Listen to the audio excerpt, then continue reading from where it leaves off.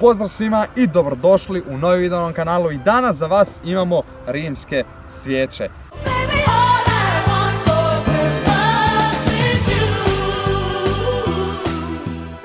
Ali prije svega lajkujte ovaj video i subscribeujte se dole na kanal. Ove godine ćemo rimske svijeće snimati na potpuno malo drugačiji način nego prije. Uglavnom imat ćemo znači Fireball, rimsku svijeću, ona ima 20 šuteva i imate 4 komada u pakiranju. Sljedeća rimska svijeća nam je Magic Bang, ona ima isto također 20 šuteva, ali imate 8 rimskih u pakiranju.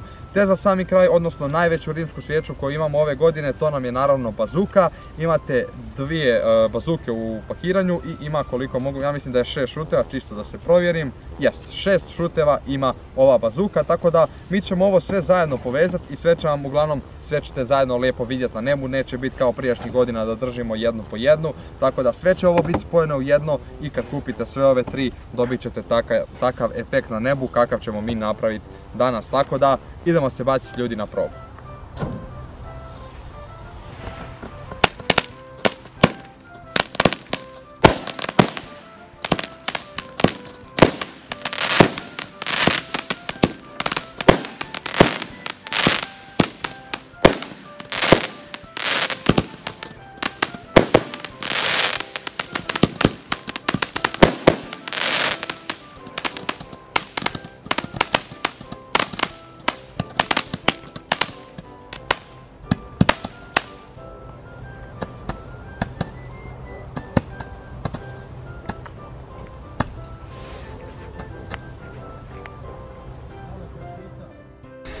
I da, to je to ponovo na balkonu, rimske svijeće ste vidjeli, valjda ste sve vidjeli dobro, lajkujte video, subscribeujte se na kanal, do kraja godine 100.000 subscribera, ne želim ni subscribera manje, a mi se vidimo ljudi u sljedećem klipu, do tada, čao!